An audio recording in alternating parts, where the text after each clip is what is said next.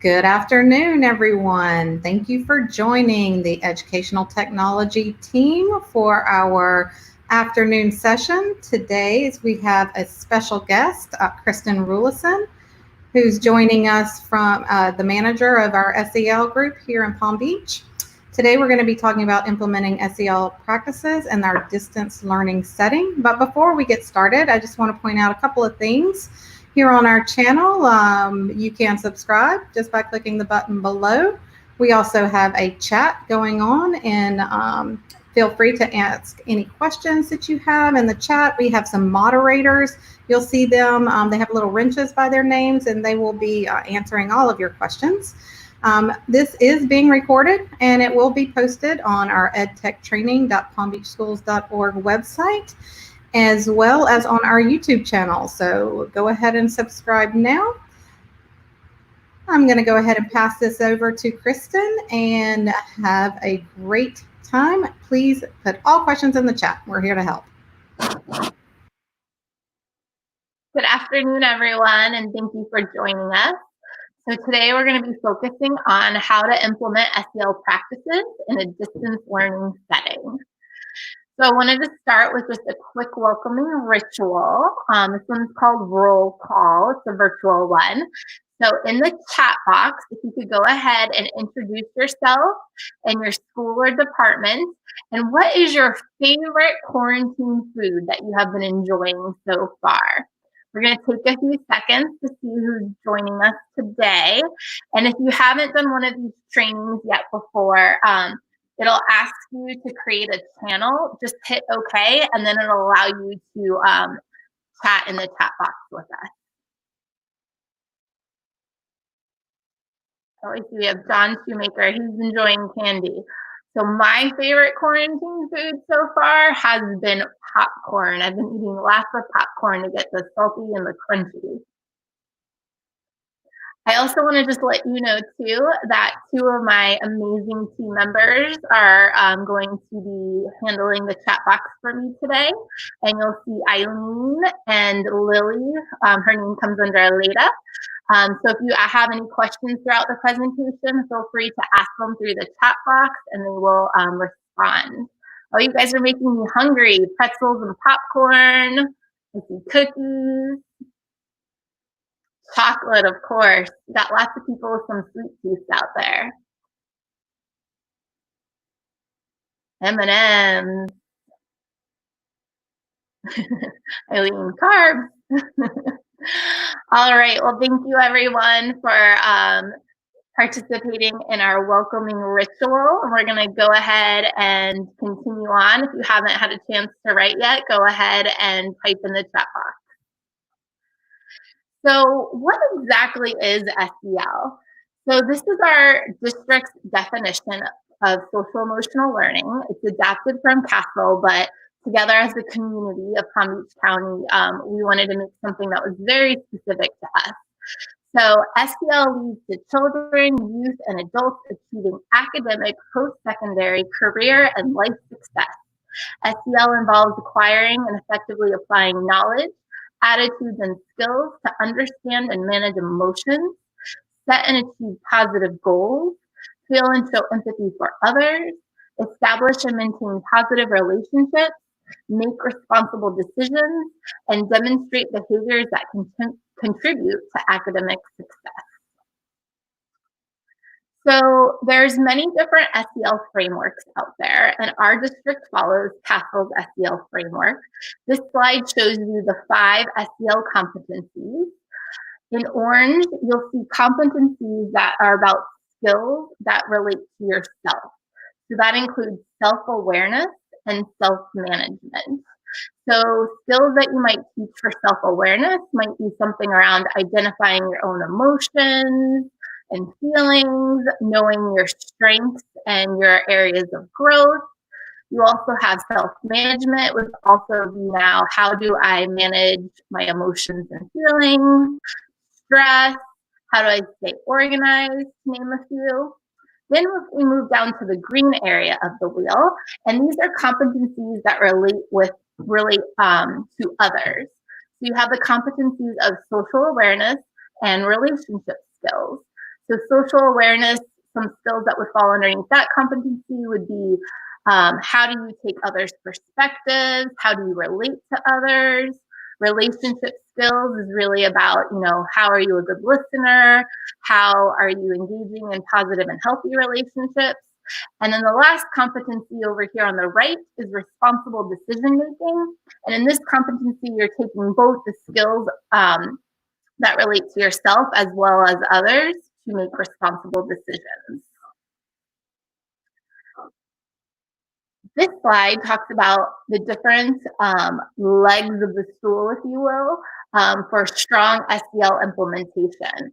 So there's 4 areas that we really need to think about when we want to think about a robust, strong SEL implementation at our sites. The first one is climate and culture. The second one is explicit instruction. The third one is integration and infusion. And the last one is parents and families. So today, throughout our presentation, we're going to spend some time talking about each leg of the stool and what that might look like in a virtual setting, and hopefully provide you with some strategies that you can use to support SEL implementation at your site. So let's jump into the first one, climate and culture. So when I think about SEL, and I love our district's logo, if you see it's down here on the left-hand side with the heart, and I love that because to me, SEL is the heartbeat of our classroom. SEL makes everyone feel safe, connected, and valued. And these feelings are so important in order for our students to even be able to learn, right? I'm sure you heard that quote before, you have to Maslow before the students can bloom, right? So students have to feel safe, connected, and valued before they can even take on academic learning. So when we're thinking about our virtual space, our virtual classrooms, take a few seconds and think about what have you already done to create a safe space for students in this virtual setting. And if you can, join us in the chat box and type some ideas of what are some things that you have done to support climate and culture and the safe space for your students in your own virtual classrooms or schools.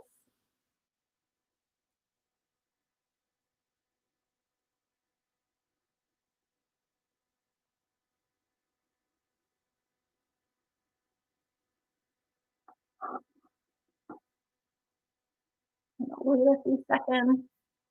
There's a little bit of a delay with the chat box.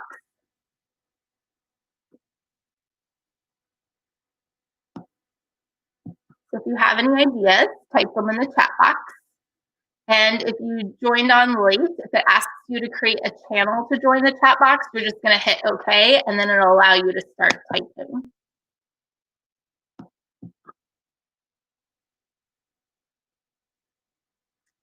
We have some people talking about having lunch with students, having meetings with students. Those are great ways to keep connection with your students.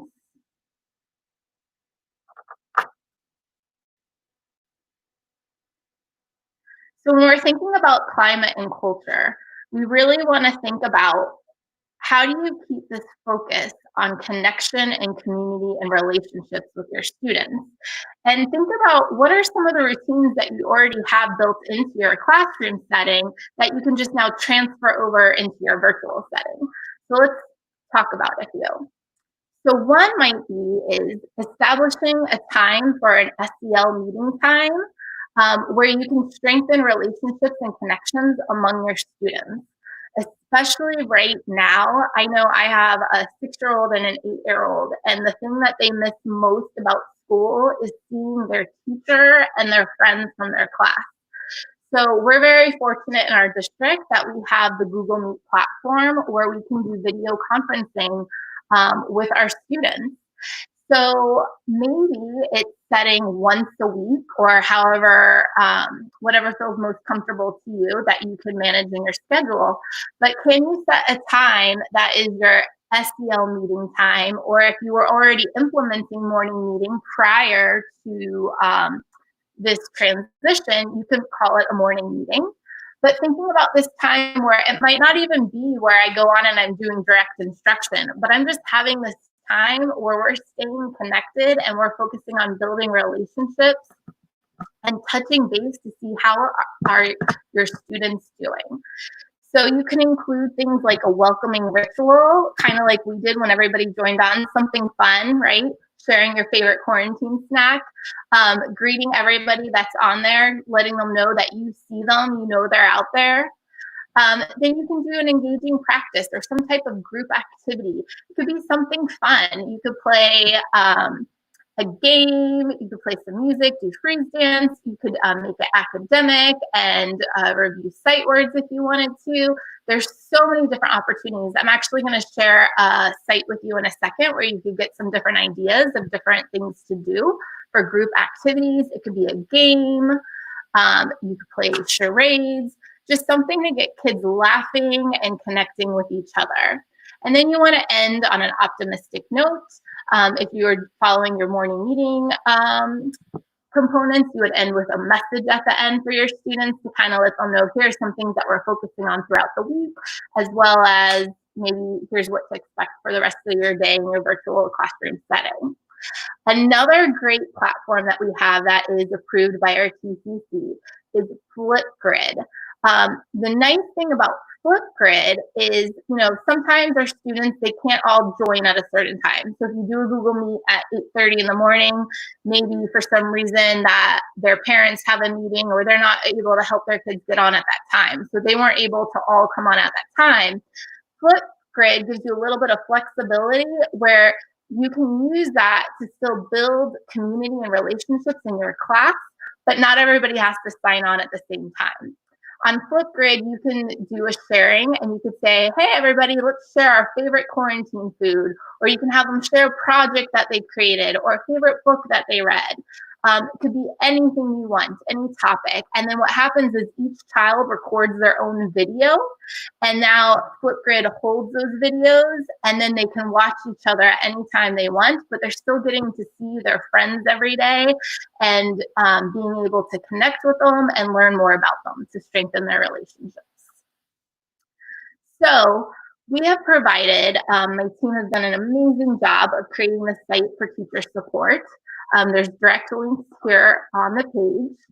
And I'll click it so you can see, but there's some resources on this site that will give you some additional ideas for some of the SEL meetings that we just talked about. So one that I wanted to quickly show you is this one right here that says virtual SEL meeting, morning meeting lesson ideas. If you click on that, it is going to bring you to this document. And we were talking about doing different things like a sharing practice, a greeting. Here you'll have different ideas of how you can do greetings. We have some fun greetings if you're following more of a traditional morning meeting setting and what that could look like in a virtual setting. We also have different connecting, sharing opportunities. Here's a bunch of great open-ended questions that you can ask your students to help build connection and relationships among them. When we were talking about like a fun activity, here's some different activities that you have that could work in a virtual setting. If you have any additional ideas, if you email them to me, I'd be more than happy to include them so that we can all continue to grow this bank of resources and provide ideas for each other. And then here's some ideas for optimistic closures, ways to end your meeting, or your morning message. We also have a page for 612 with activities that are more appropriate for 612.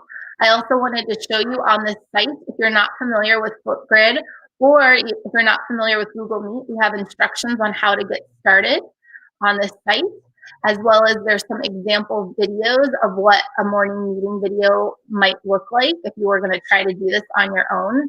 They're not perfect, but they're examples of what the first 3 morning meetings look like with a teacher. But down here, if you've never used Flipgrid and that's something that you want to try to use, there's directions on how to get started. You can click there. So hopefully these resources will give you some ideas and some ways to enhance what you currently are doing to support climate and culture and relationships in your virtual classrooms. So the next strategy that I wanted to share to support climate and culture would be holding some student check-ins. And really specifically focusing on checking in with your students on how their emotions and feelings are. Emotions matter for attention, memory, and learning.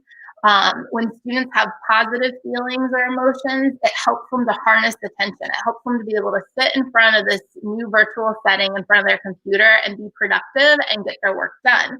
However, if they're experiencing negative emotions or feelings, those emotions kind of are going to get in the way and disrupt their concentration, as well as interfere with their thinking. And it might be a little bit more difficult for them to be productive and get their work done.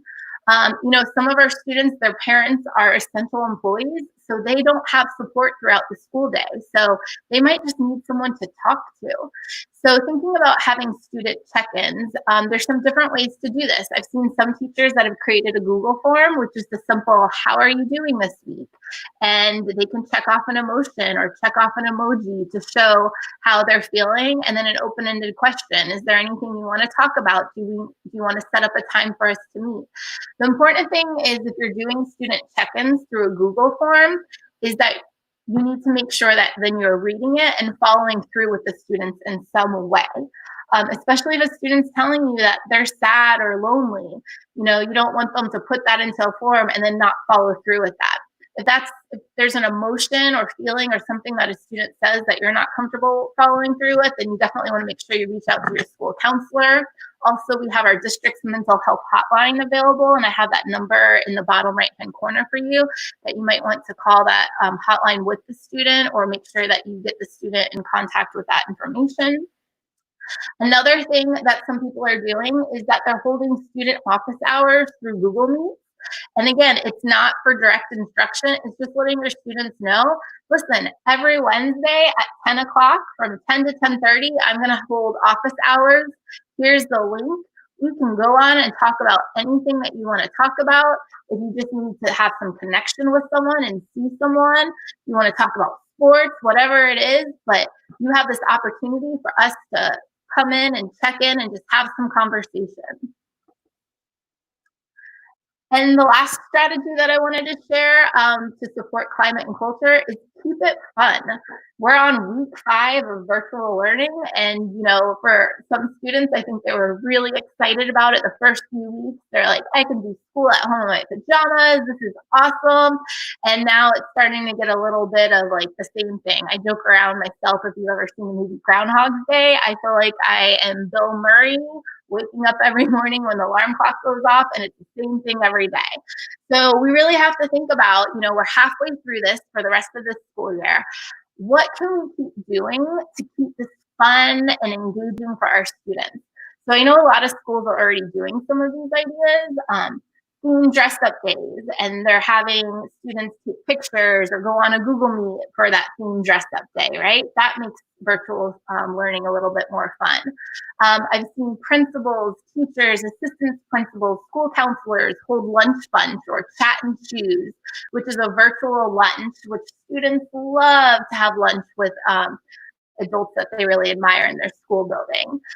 Just one thing to keep in mind, if you do that, try not to do it on days that we have lunch pickup in the district. And I know they just changed those days and hours, so make sure that you schedule those on days when students or parents might not be picking up lunch. Another thing too is celebrations and shout outs. How are you celebrating the work that your kids are doing? So on that teacher resource site that I shared with you, one of the links on there is virtual rewards. And you'll see on this slide, there's some different certificates.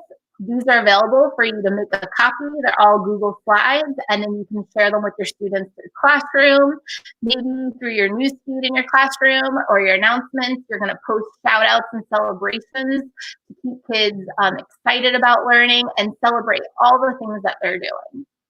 And then the last thing that I've seen too is that class and schools are doing videos. I've seen dance parties that the teachers have done. There's been teachers who have been doing parades. doing videos inviting the whole school to feel part of the school family and do a dress up, or every week have a different theme for school videos. These are all ways to keep this learning fun in this virtual setting. And I'm sure there's more ideas. If you have more, please let me know, and I'd be more than happy to add them to our site.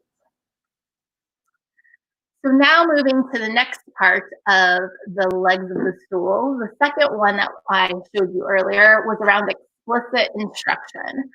So I know we're doing a lot of direct and explicit instruction around academics right now, but we also need to support students with some explicit instruction around SEL skills. You know, we might have had students that were really productive in the classroom setting where the teacher had really close proximity and control and was able to stay on top of students and help them stay engaged in the work. But now in a virtual setting, they might need a little bit more support to keep their momentum going, to complete their work, and also just their own strategies at home to help cope with their own feelings and manage stress. So on the instructional continuity site, which there's a tile down here, SEL is under electives. So if you go to electives, you'll see that there's a whole site for electives, and that if you scroll down, you'll see a section for SEL, and we have 1-minute videos focused on a specific SEL skill. And I have the direct links to the SEL page of those sites right here. And I just want to take you to one so you can see the elementary one. What we've done is each week is a theme. So the very first week, the theme was around growth mindset. You'll see there's learning targets here, and then we have quick 1-minute videos. These are those same 1-minute videos that are broadcasted on the Education Network on the television channels. But you could also use these videos and drop them into your classroom as appropriate. They're short and sweet, and every day builds upon each other. So by the end of the week, they've had 5 quick 1-minute video lessons on growth mindset. Then we also provide additional resources. Like if this is a skill that, you know what, I think my students need some extra support with this, we also have additional resources so you can extend that skill and provide additional opportunities for them to practice. So we have, first week is growth mindset. You'll see then we go into stress management, goal setting. How are you setting goals at home to making sure that you're completing your work and that you're also staying healthy? Last week was about being kind to yourself. We really focused on self-awareness and identifying feelings and being showing a sense of gratitude to stay positive. And this week we're focused on social awareness, really digging deep into being kind to others by showing empathy. So you can use these if you haven't used them at all and you want to start at the beginning, or pick the skill that works best for what your students need at this time. Feel free to use any of these lessons as you see fit. And we have the same setup for secondary, and they're following the same themes, but the content is more appropriate for secondary students. So the third leg of the stool was talking about SEL integration and infusion. So I just briefly wanted to talk on this. This is a little bit different feeling in a virtual setting, but when you are providing direct instruction to students, whether it's a recorded lesson that you videoed and you're dropping in the classroom, or you're doing a live direct instruction lesson, think about how are you supporting students with digestible chunks of that content and allowing them to process that content. So if you're doing a live session through Google Meet, how are you pausing every, 5 minutes or 7 minutes or whatever makes sense in a digestible chunk, and allowing them to process the content through the chat box, or allowing them to unmute the microphone and have a discussion around the content. Kind of like what would be a turn and talk, they can now do in the chat box or by unmuting their microphone. Also giving brain breaks. We're providing lots of assignments for students through Google Classroom, and you would think that students would just take brain breaks on their own, but maybe you need to explicitly tell them, make sure you take a brain break. Here's something you could do for a brain break. On the teacher SEL resource site that I showed you earlier, we have some different suggestions for brain breaks that you could drop into your Google Classroom. Also, stop and jot. Have them stop and reflect, which leads me to my next one. Provide opportunities for students to reflect. What was challenging about working at home this week? What did you do really well? What is something that you need to do different next week? That right there is supporting SEL skills, because SEL is all about stopping and reflecting and thinking about what are you doing well, part of self-awareness, right? And then what is something that I can do to improve? Use art and writing for students to express their feelings. There's something therapeutic about art and writing. So if you're looking for things for students to write about, have them write about things that are meaningful to them, but it also might be an opportunity for them to keep a journal. Maybe they're keeping a journal and expressing how they feel every day. It might not even be something that they need to share with the teacher, but that's just something that they're doing to be reflective every day. Or maybe it's a gratitude journal. Again, last week we talked about gratitude, so we had some resources about setting up a gratitude journal for your students. Provide opportunities for choice and assignments. Right now, more than ever, give them choice. Here's what we're learning about. Here's 3 different things you can do to show me that you understood this. And last but not least, allow students to be creative. Think about, how can I have students show that they understand these skills and concepts through a project, using their own creativity. And then if you want to have them share their project, you could do it through Google Meet or through Flipgrid. And then the last leg of the stool was about ways to support parents and families, which, as a mom right now who has 2 children at home that I'm trying to support with online instruction, it's a lot for parents, right? Parents are at home working their own job, and they're also now trying to be a facilitator of their child's learning. And a lot of our parents weren't teachers before, so they might be struggling with it too. So are you able to provide some time, and it doesn't need to be weekly, but think about, how are you checking in with parents? It could be as simple as a phone call, do a Google form, get their feedback. How is this working for you? Is this a good amount of work? The way that I have this set up, does this make sense? Especially for parents of students with primary age students, kindergarten, 1st grade, and 2nd grade, they're probably helping their kids a lot. Their kids might not be as self-sufficient. So getting feedback from them, how is this working? Is there anything I can support you with? You could do it through Google Meets, but you would have to invite your parents to join through their students' login. Also, what a great way to support family involvement and the school family by inviting sometimes the parents to join the kids on the Google Meet. And you might also want to just have office hours for parents, knowing that parents can call you at this time or jump on and meet through the link at this time if they have any questions, which is really making sure that parents know that you're here for them. And that might also lead to, maybe they need some help with problem solving. For some parents, they might need help, like, how do I establish a routine to make sure I'm getting everything done? You can't just sit for 4 hours in front of the computer and get things done, especially depending on the age of the kids. So maybe we need to break it up. How can you help parents break that up? Reminding parents to model kindness and gratitude, right? Talking with their kids about their feelings and emotions, that's okay. This is a tough time. We're not going to be happy all the time, and that's okay. And it's important for kids to know that you're going to have your ups and downs of emotions, and that's okay, and that's natural. And last but not least, reminding parents that they need to take care of themselves, that's self-care, which leads me to the last thing that I want to talk about today is, what are you doing for your own self-care during this time? Because this whole change, so we were in a school building one week, and then now after spring break, we're all doing virtual learning. It's been a little bit of a stressful adjustment, right? Whoever would have thought that we'd be ending the school year on this way? So it's important that you're checking in with your own emotions. You're thinking about what's working for you, what do you need to change, and you're taking care of yourself, because you can't pour from an empty cup. If you're burnt out, you're not going to be able to support your students and your families. So on that same adult resource page that I showed you earlier that we have in our district, the last section, which in my opinion is the most important section, the pink section, is all about adult SEL resources that we have.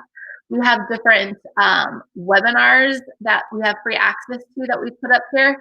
Pure Edge does a webinar every day for adults around an adult practice. You can sign up ahead of time. You can look at it, the schedule for the next 2 weeks, and then they keep updating it. We have different articles on here. Anything that has me next to it, my team is constantly working on this. We keep adding more articles and videos and webinars for adult SEL. So feel free to check out any of these resources. If you are a school leader and you're leading PLCs, or you're leading your school and your teachers, we've talked about signature practices, and we do these in our meetings face-to-face in PD, but feels a little different in a virtual setting. And what does that look like in a virtual setting? So we've created this document with some ideas of different welcoming rituals that you can do in a virtual setting and what that might look like. We also have different ways to use engaging practices, as well as optimistic closing. So feel free to use any of this in your staff meetings or PLCs or any PD that you're doing.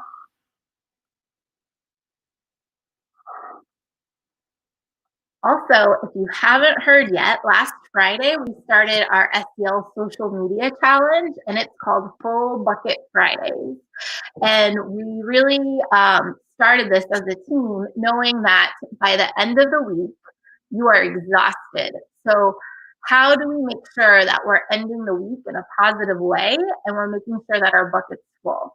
So we're inviting you to participate through Twitter, Full Bucket Fridays.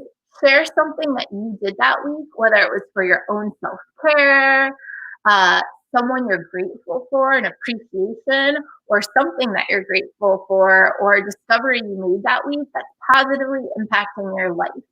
So you can go on and share your ideas, but then if you go to this hashtag Full Bucket Friday, you can go see all the amazing different things that people did last week to keep their bucket full. So keep that in mind this week, because we know this is tough and difficult, but we're all here for each other. So think about, what are you going to do throughout this week to keep your bucket full? And that leads us to, before we do questions and some announcements, I wanted to follow our own SEL signature practices by closing in an optimistic closing. This one's called, What's Your Takeaway?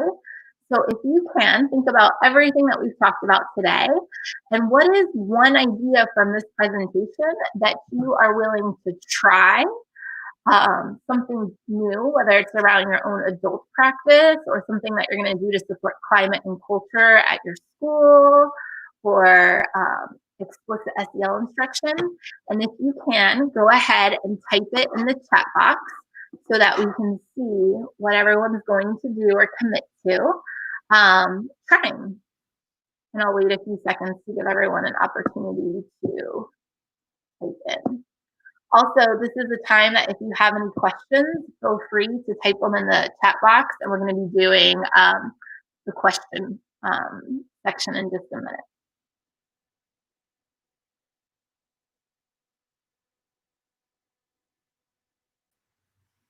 So while we're waiting for questions, I'll bring Rebecca back in to finish up just our little announcements, and then we can bring the questions back in. That way there's enough time for people to ask questions and share, if that's okay with you, Kristen?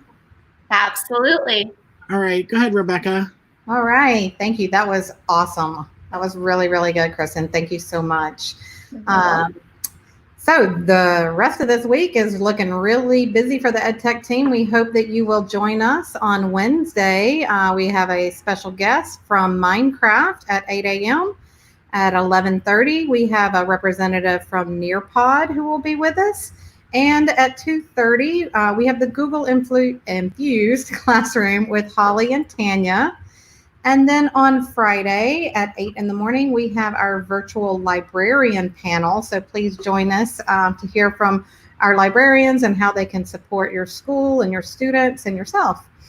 And then at 11:30 for our Lunch and Learn, we have Smart will be back with us doing a Smartify Your Live lesson. And they will be joined by Mickey Bannock from our math department. So we have a full week of learning for you guys this week.